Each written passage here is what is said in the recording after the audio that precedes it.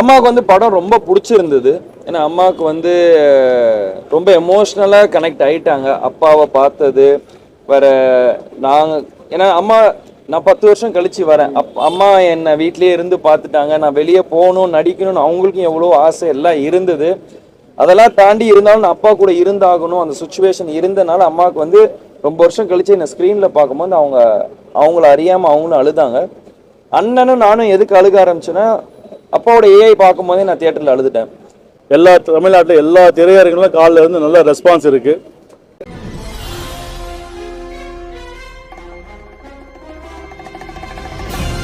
Press media நண்பர் அனைவருக்கும் வணக்கம். ரொம்ப நன்றி. படம் வந்து படைத்தல் ரொம்ப நல்லா வந்திருக்கு. நீங்கள் படம் பார்த்துருப்பீங்க. எங்கள் டீமோட மிகப்பெரிய உழைப்பு. தம்பி சண்முக பாண்டியன் ஒரு நல்ல ஆக்ஷன் இதில் பண்ணியிருக்காங்க. நீங்கள்லாம் சப்போர்ட் பண்ணணும். எனக்கு வாய்ப்பு கொடுத்த அன்பு தம்பிக்கு என்னோட நன்றி சொல்லிக்கிறேன்.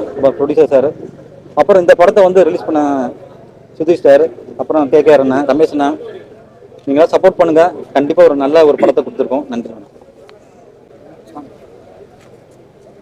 பிரஸ் மீடியாவுக்கு என்னுடைய மாலை வணக்கம். ஒரு நல்ல காவியத்தில் நானும் இருக்கேங்கிறது ஒரு பெருமையாக இருக்குது. பிரஸ் மீடியா சப்போர்ட் பண்ணணும். இதை மக்களை எடுத்து போகணும்னு. பிரசன்ட் மீடியாவுக்கு வணக்கம். ரொம்ப கஷ்டப்பட்டு இந்த படத்தை தேட்டருக்கு கொண்டு வந்துட்டு இப்போ உங்கள்கிட்ட கொடுத்துருக்கோம். இதுக்கப்புறம் இதை நீங்கள் தான் கொண்டு போகணும். கண்டிப்பாக உங்களோட ரிவ்யூக்காக வெயிட் பண்ணிகிட்ருக்கோம். இந்த படத்துக்கு ப்ரொடியூஸ் பண்ண அண்ணன் பரமசிவம் அண்ணன், கேகேஆர் சார், இதை இவ்வளோ பெரிய கிராண்ட் ரிலீஸாக கொடுத்த சுதீஷ் சார், அவங்களுக்கு இந்த நேரத்தில் நன்றி தெரிவிச்சுக்கிறோம். கண்டிப்பாக இதை எல்லா மக்கள்கிட்டையும் கொண்டு போய் சேர்த்துருவீங்கன்னு நம்புகிறேன். நன்றி.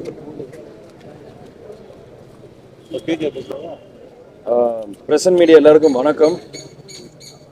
படம் வந்து நீங்கள் எல்லாரும் பார்த்துருக்கீங்க, நல்ல ரிவ்யூ சொல்லியிருக்கீங்க. நன்றி. நீங்கள் தான் வந்து இந்த படத்தை மக்களுக்கு நல்லபடியாக சேர்க்கணும்.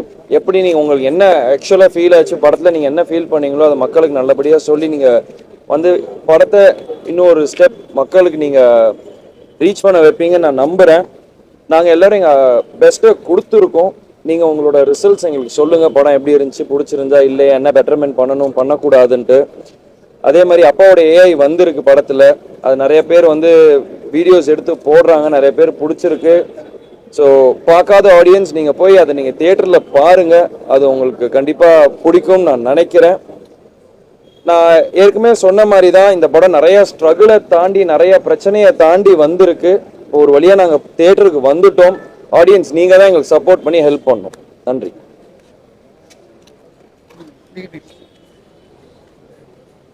பத்திரிகை நண்பர்களுக்கு அனைவருக்கும் என்னுடைய மாலை வணக்கம்.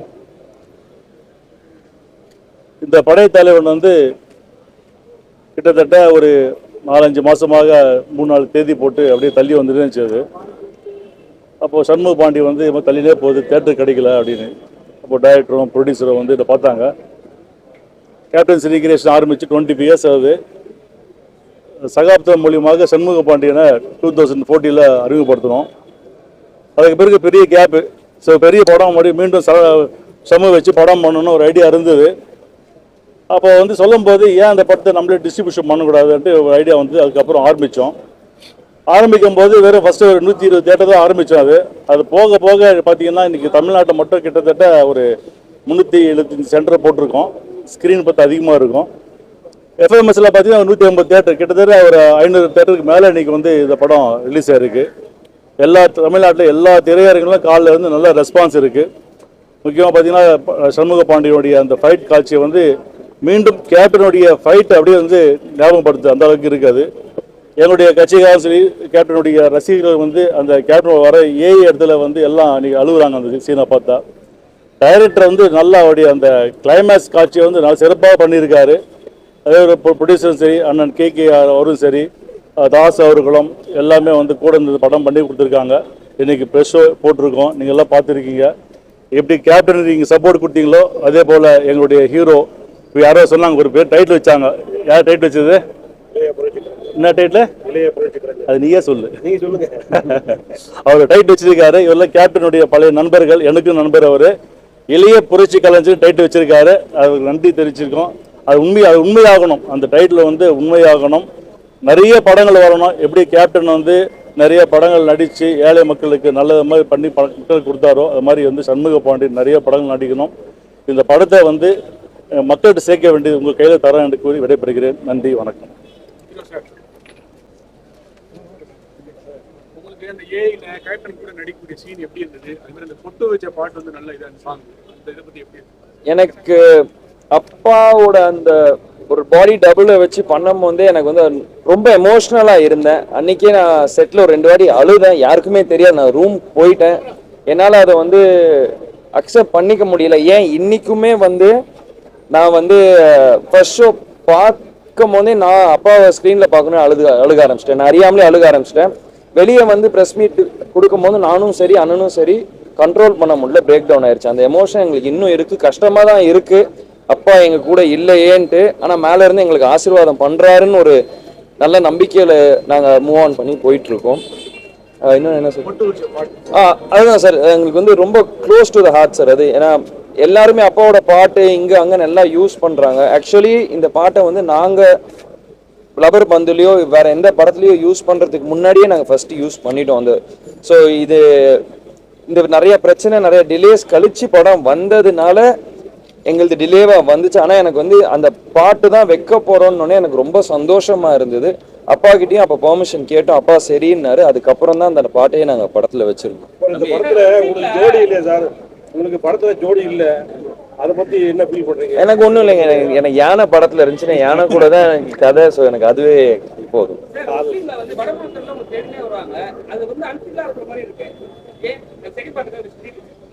இல்லை பிரதர், அது நாங்கள் வந்து அது யானையை தேடி ஒரிசாவுக்கு போகிறது தானே கேட்குறீங்க? ஆமாம். இல்லை, அது இன்டர்வல் பார்க்க ட்விஸ்ட்டுக்காக தான் அதை வச்சது. இன்டர்வல் பார்க்க ட்விஸ்ட்டுக்காக தான் வச்சது. அதுக்கப்புறம் அது நம்ம போகிறதுல முனிஷ்காந்த் சாரோட வாய்ஸ் ஓவரில் சொல்லியிருப்போம். எதுக்காக அந்த யானைக்காக அவங்க வந்திருக்காங்க அப்படிங்கிறத நம்ம சொல்லியிருப்போம். யானை ஒடிசாவுக்கு தான் போச்சுன்னு எப்படி ஹீரோக்கு தெரியும்? அவங்க இன்ஸ்பெக்டர் பிடிக்கிறாருல்ல சார், அந்த ஒரிசாலேருந்து தலைக்கு விலை வச்சிருக்காங்க அப்படின்னு நாங்கள் சொல்கிறாருல்ல சார், அங்கேருந்து ஒரிசாவுக்கு அவங்க மூவ் ஆகுறாங்க. அவங்க இப்போ 4 பேரை பிடிக்கிற இடம் இருக்குல்ல, அந்த இடத்துல அவங்க சொல்லும்போது தான் இது ஒரிசாவில் தான் அந்த யானை இருக்குது. ஹீரோக்கு வேறு படத்தில் வேறு எந்த வித பிரச்சனையும் இல்லை. இப்போ இந்தியாவிலன்னா ஹீரோ பிளைண்டாக தான் யானையை தேடிட்டு இருக்காரு. அப்போ ஒரிசாங்கும் போது அந்த ஒரிசாவை நோக்கி கிளம்புறாரு. சார், நீ சின்ன ஒரு நெருடல் தலைவர் விஜயகாந்தோட ஒரே ஒரு டைலாக் மட்டும் வச்சுங்க, நெருடலாக வச்சிருக்கலாமே. இல்லை சார், ஏஐ ரொம்ப டஃப் சார். ஃபர்ஸ்ட் அப்படி பார்த்தா நான் அது பாசிட்டிவாக வைக்கணும் அப்படின்னா நான் கம்ப்ளீட்டாக ஒரு பேர்சனே வச்சிருக்கலாம். ஏஐ டஃப், அதுக்கான ஒரு பட்ஜெட் இருக்கு, அதை கரெக்டாக பண்ணணும், இல்லைன்னா தொட்டக்கூடாது அப்படிங்கிறது ரொம்ப கிளியராக. ஓகே, அது ஒரு சின்ன ஓகே. ஆமாம், ஓகே. இப்போ அது ரமணாவில் வந்து ப்ரொஃபஸர்கிட்ட வளர்ந்த ஸ்டூடெண்ட்ஸ் இருக்காங்கல்ல, அவங்க அதை எப்படி கூப்பிடுவாங்க? ப்ரொஃபஸர் தானே கூப்பிடுவாங்க. அதில் ஒரு ஸ்டூடெண்ட்டாக நீங்கள் இமிடேட் பண்ணி பார்த்தீங்கன்னா அந்த இன்ஸ்பெக்டர் ப்ரொஃபஸர் கூப்பிட்டா லாஜிக்காக தானே இருக்கும். அதனால தான் சினிமா யூனிவர்ஸ்க்குள்ள கனெக்ட் ஆகிற மாதிரி அதனால தான் ப்ரொஃபஸர்னு வச்சு.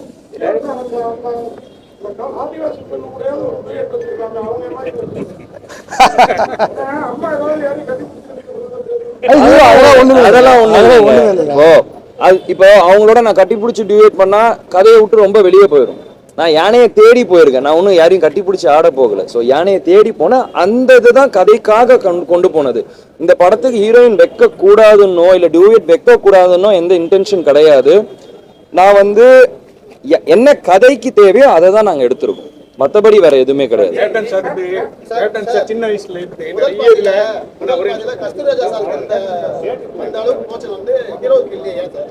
இல்லை சார், ஃபர்ஸ்ட் எடுத்தோன்னு ஒரு நம்ம வந்து கதையோட பிளாட்டாக வந்து ஹீரோ வந்து சமாதானப்படுத்துகிற மாதிரி தான் இருக்கும். அவர் வந்து அந்த யானைக்கு மேலே உள்ள பாண்டிங்கை நம்ம சொல்லணுங்கிறது தான் ஒரு ஃபர்ஸ்ட் ஹாஃப்ல கஸ்தூரிராஜா சாருக்கு கொஞ்சம் எலாபரேட்டாக இருந்தது. படம் பார்த்துட்டு வெளியே வர நிறைய ஆடியன்ஸ் சொன்னது என்னன்னு கேட்டீங்கன்னா, ஹீரோ கஸ்தூரிராஜாவா இல்லை சண்முக பாண்டியனான்னு கேள்வி கேட்குறாங்க.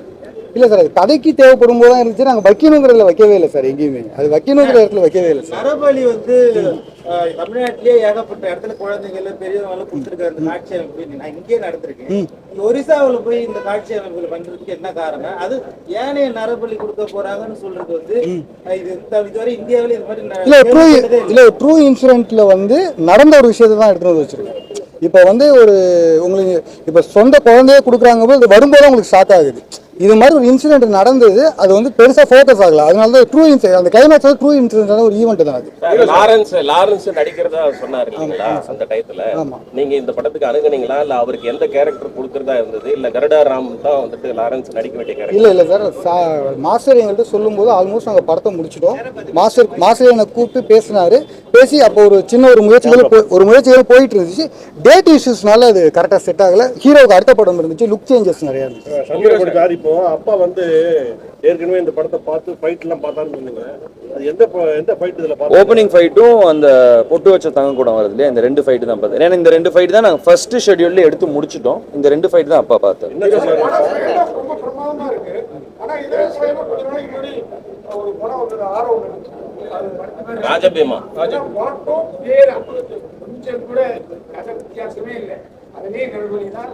அதுல மந்திரி வேலைக்காரன்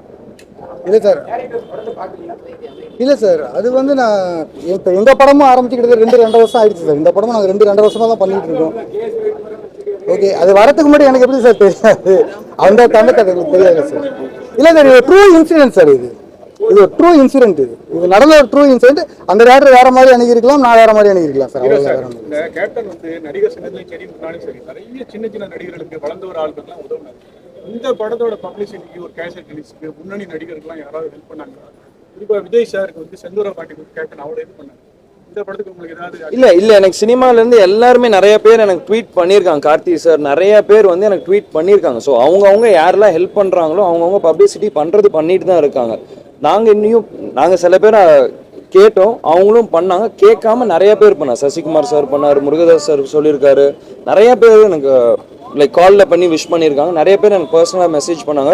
அவங்களோட சோஷியல் மீடியாலையும் போட்டிருக்காங்க. ஸோ படம் பார்த்து மம்மி என்ன சொன்னாங்க? அண்ணன் வந்து காலையில அழுதுட்டாரு, கூட நீங்களே சேர்ந்து அழுதுட்டீங்க. அம்மாவுக்கு வந்து படம் ரொம்ப பிடிச்சிருந்தது. ஏன்னா அம்மாவுக்கு வந்து ரொம்ப எமோஷ்னலாக கனெக்ட் ஆகிட்டாங்க அப்பாவை பார்த்தது. வேற நாங்கள் ஏன்னா நான் 10 வருஷம் கழிச்சு வரேன். அம்மா என்னை வீட்லேயே இருந்து பார்த்துட்டாங்க. நான் வெளியே போகணும், நடிக்கணும்னு அவங்களுக்கும் எவ்வளோ ஆசை எல்லாம் இருந்தது. அதெல்லாம் தாண்டி இருந்தாலும் நான் அப்பா கூட இருந்தாகணும், அந்த சுச்சுவேஷன் இருந்தனால அம்மாவுக்கு வந்து ரொம்ப வருஷம் கழிச்சு என்னை ஸ்க்ரீனில் பார்க்கும்போது அவங்கள அறியாமல் அவங்களும் அழுதாங்க. அண்ணனும் நானும் எதுக்கு அழுக ஆரம்பிச்சேன்னா, அப்பாவோட ஏஐ பார்க்கும்போதே நான் தியேட்டரில் அழுதுட்டேன். அதை அண்ணன் வெளியே பேசும்போது என்னால் கண்ட்ரோல் பண்ண முடியல. நான் அதனால தான் பின்னாடி அழுதுட்டு இருந்தேன். அண்ணன் என்ன பார்த்தோன்னே அண்ணன் அழுத ஆரம்பிச்சிட்டாங்க. ஸோ அதுதான் அந்த ரீசன். அப்பாவை வந்து அந்த பாட்டுலையும் திருப்பி மக்கள் எல்லாரும் அப்பாவை கொண்டாடுறத பார்க்கும்போது எங்களால் அதை ரொம்ப நல்லா இருந்தது. ஸோ எங்களை மீறி அந்த அழுகை வெளியே வந்து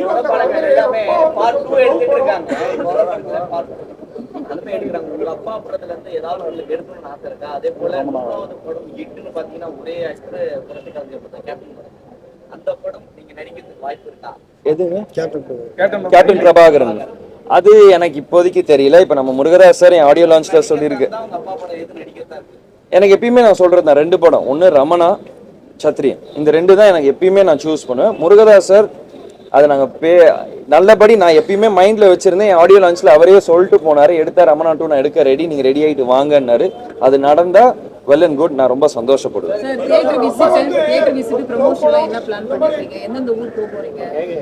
நான் இப்போதைக்கு சென்னை மட்டும் தான் பிளான் பண்ணியிருக்கேன். ஸோ இன்னொன்று நாங்கள் டீமாக உட்காந்து ஒரு சிட்டி ஊராக பிளான் பண்ண போகிறோம். பிளான் பண்ணிவிட்டு நாங்கள் அதை அனௌன்ஸ் பண்ணுவோம். என்ன படம்? அதெல்லாம் ஹீரோயின் இருக்காங்களா? அடுத்த படத்தில் கொம்பு சீவின் பண்ணுறேன், அதில் ஹீரோயின் இருக்காங்க. அது வந்து நம்ம பொன்ராம் சாரோட படம். அது கம்ப்ளீட்டாக நீங்கள் பொன்ராம் சார் எப்படி ஒரு படம் கொடுப்பாரோ அந்த மாதிரி இருக்கும். இது அன்பு சாரோட படம். அன்பு என்ன வே ஆஃப் ட்ரீட் பண்ணுறாரோ அந்த மாதிரியான படம். அது பொன்ராம் சார் அவர் என்ன வேல ட்ரீட் பண்ணியிருப்பாரோ அந்த மாதிரி அந்த காமெடி, ஆக்ஷன், ஃபன், ரொமான்ஸ் எல்லாமே அதில் இருக்கும். அப்பா வந்து நல்ல கமல் போயிட்டு அந்த மாதிரி படம்லாம் பண்ணிட்டு அப்புறம் ஃபேமிலி படம் மட்டும் அப்புறம் தான் போயிட்டு ஆக்ஷன்ல நிறைய இறங்கினாங்க. அதனால தான் இன்னைய வரைக்கும் உங்ககிட்ட கேப்டனாகவே இருக்காங்க. நீங்க வந்து எடுத்த இடத்துலயே ஆக்ஷன்ல இறங்குறீங்க. கொஞ்சம் லவ் படமும் பண்ணலாமே. எனக்கெல்லாம் இந்த படத்துல அப்பாவை பார்த்த மாதிரி இருக்கப்போ கொஞ்சம் லவ் இருந்திருக்கலாம்னு தோணுச்சு. பண்ணுவேன், கண்டிப்பாக பண்ணுவேன். ரொம்ப வருஷம் கழிச்சு இப்போ தான் மொதல் படம் பண்ணியிருக்கேன். அடுத்தடுத்து வரும்போது லவ் வரும், காமெடி இருக்கும், எல்லாமே கலந்து தான் நான் பண்ண போகிறேன். ஆக்ஷன் ஹீரோன்னு நான் இது வரைக்கும் நான் சொன்னது கிடையாது. நான் வந்து எல்லாமே நான் ட்ரை பண்ண போகிறேன். லவ் பண்ணுவேன். இப்போ பொன்ராம் சார் படம் full and full through out comedy இருக்கும், லவ் இருக்கும், சின்ன ஆக்ஷன்ஸ் இருக்கும், அந்த மாதிரி தான் இருக்கும். அதுக்கு அடுத்தது இன்னொரு டைரக்டர்கிட்ட பேசிகிட்டு இருக்கேன். சைன் பண்ண உடனே அதை நான் சொல்கிறேன். அது வந்து ஒரு மாதிரி லவ் ஸ்டோரியாகவே போகும். ஸோ நான் எல்லாமே அதுக்கு ஏற்ற மாதிரி தான் பண்ணுறேன். ஃபுல் அண்ட் ஃபுல் ஆக்ஷன் நானும் பிளான் பண்ணலை. எனக்கு டைரக்டர் கதை சொல்கிறாங்க, எனக்கு பிடிச்சிருக்க கதைக்கு ஏற்ற மாதிரி நான் சூஸ் பண்ணேன். அப்பா மாதிரி வருஷத்துக்கு 10 படம் பண்ணுவீங்களா? ஒரு அது வந்து இல்லை, அது வந்து சசிகுமார் சார் ப்ராஜெக்ட்டுக்காக வளர்த்த முடியும் தாடி. அந்த ப்ராஜெக்ட் டைம் ஆனனால அன்பு சார் வந்து அதுக்கு இல்லை நான் இந்த கெட்டப் அப்படியே எடுத்துக்கிறேன், முடி தாடி வெட்ட மாட்டேன்னு சொன்னதுக்காக அந்த இது அப்படியே பண்ணது. மற்றபடி அந்த இது படத்துக்காகன்றது இது கிடையாது. வருஷத்துக்கு 10 படம் பண்ணுவீங்களா? வாய்ப்பு கிடைச்சா கண்டிப்பா பண்ணுவேன். ஆமா, அடுத்தது அதே கேப்டன் சினி கிரியேஷன்ல உங்களை வச்சு படம் பண்றாங்களா சார்? ரமணா 2 ரமணா 2 பண்ணிடுவோம். சார் இந்த படத்துல அம்மா சென்டிமென்ட்க்கு ஒரு முக்கியத்துவம் கொடுத்திருக்கீங்க. கேப்டன் அவர்களோட படம் திரையரங்குக்கு வரும்போது அம்மாவோட ஃபீலிங் எப்படி இருக்கும்? இன்னைக்கு நீங்க முதல் தடவை உங்களோட படத்தை தியேட்டருக்கு போய் பார்க்க வரீங்க, அவங்களோட உற்சாகம் எப்படி இருக்கு? அதுதான் சொன்னேன்ல, அம்மாவுக்கு வந்து இது வந்து ரொம்ப சந்தோஷமான நாள். நான் அம்மா வந்து அப்பா இறந்ததுக்கு அப்புறம் இவ்வளோ சந்தோஷமா நான் எனக்கு தெரிஞ்சு நான் பார்த்து ரொம்ப நாள் ஆச்சு. அம்மா நேற்று ஈவினிங் தான் ரொம்ப சந்தோஷமா நல்லா ஜாலியாக சிரிச்சிட்டு இருந்தாங்க. எனக்கு தெரிஞ்ச அம்மா நேற்று நைட்டு தான் ரொம்ப நாள் கழிச்சு நல்லா தூங்குனாங்கன்னு நான் நினைக்கிறேன். ஸோ அம்மாவுக்கு வந்து இன்னைக்கு என் படம் ரிலீஸ் ஆனது அவ்வளோ ஒரு பெருமையான நாளாக அவங்க கருதுறேன். நீங்க வந்து சம்பளம் வாங்கல, வாங்காம தான் பண்ணேன் அப்படின்னு பண்ணி ஆடிலாம் சில பேர் வரல, சம்பளம் வரல, அவங்க பெரிய பிரச்சனைகள். சார் இப்போ ஒன்றும் இல்லை சார், அதுக்கு யூனியன் ஒன்று இருக்குது. அதை பண்ணாமல் கியூப் ஓப்பன் ஆகாது. அது லிட்டரலி அது யார் எப்படி அந்த நியூஸ் வந்துச்சுன்னு எங்களுக்கு தெரில. இது அதுதான் செல்வமணி சார்னு ஒருத்தவங்க பக்கத்துலேயே உட்காந்துருக்காங்க. அப்படிலாம் இருந்தால் படத்தை ரிலீஸே பண்ண அலோவ் பண்ண மாட்டாங்க. அந்நியார்னு ரொம்ப பாசமாக கொடுக்குறோம் அம்மா. அதே மாதிரி உங்களுக்கு அந்நியார் எப்போ வர போறாங்க? அண்ணன் ஒருத்தர் இருக்காரு சார், நீங்க வேற டைம் தான் சார். நாங்க எதுவுமே யாருக்குமே வேணான்னு சொல்றது இல்லை சார். நானும் ஏன் 8 வருஷம் படம் நடிக்கல, அது என் கையில இல்லை, டைம் தான். ஸோ எப்போ டைம் கூடி வருதோ கண்டிப்பா எல்லாமே நடக்கும் சார். தேங்க்யூ.